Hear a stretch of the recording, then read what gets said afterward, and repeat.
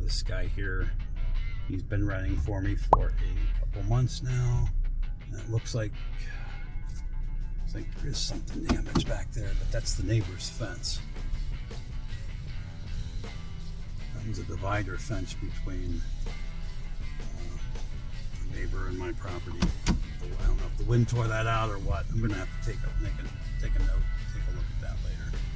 And the screen door is stuck open for some reason. Anyway, where was I?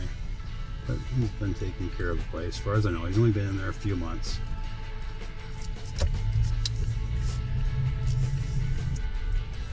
So I just wanted to do a video how I drive around and check out my properties, look for any maintenance issues. I also look for distressed properties in the areas, in the neighborhoods that I already invest in. And sometimes a lot of times you can find properties off market that way. But anyway, I started creating my business systems a few years ago. I was at, I think, 5 properties, I think, and I started getting very anxious. I was missing things, I was forgetting to do stuff, I was missing steps, and I didn't have an actual system. I was just kind of learning as I go, and learning as I went. And I was getting depressed, I was getting frustrated, and that's when I started looking up how to create business systems. And it was at that point I started creating my own systems. I started writing down every single thing that I did and didn't do, and just created just documents. I had hundreds of documents of everything that I did, all these steps, and I started organizing them into separate systems. Purchasing a property, advertising a property, doing a tenant turnover, doing a showing.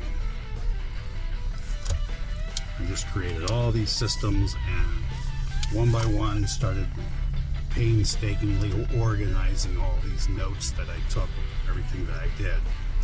Made sure they were in the right spot, in the right step or right order, so that things got done that needed to be done. And I made changes after that along the way, as I found out whether something did or did not work. I would make that change. And that way I keep my systems updated. So I still do that today. I'm always editing my systems.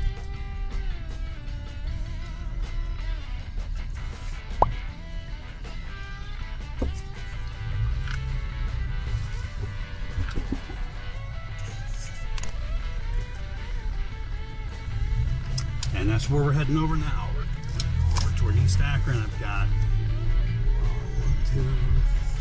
4 properties in East Akron. People always give that. They talk about that being the hood. There are some hood areas in East Akron, and there's kind of if you look on the demographics area on, I use a site called hoodscout.com. Ooh, that's a pretty color on that car. Anyway, go to hoodscoop.com. You can look at the demographics of any city, and it shows crime, house values, jobs. There's all kinds of data in there. And in East Akron, there's a dark strip of crime right in the center of East Akron. Then on either side of it, it's a little bit lighter.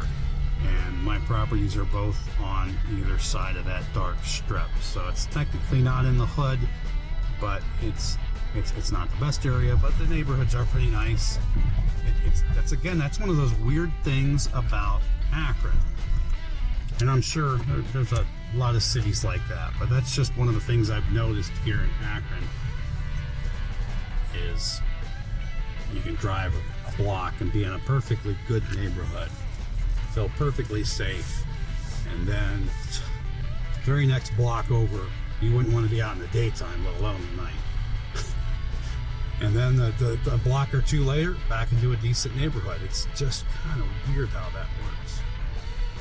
So anyway, I got this property here, and tenants have been there. They just went to month, so I'm probably going to raise their rent soon. That's it for this video. Please like and subscribe down below, and that way you won't miss out on any of my future videos that I'm going to be making as I continue to invest in lovely Akron, Ohio.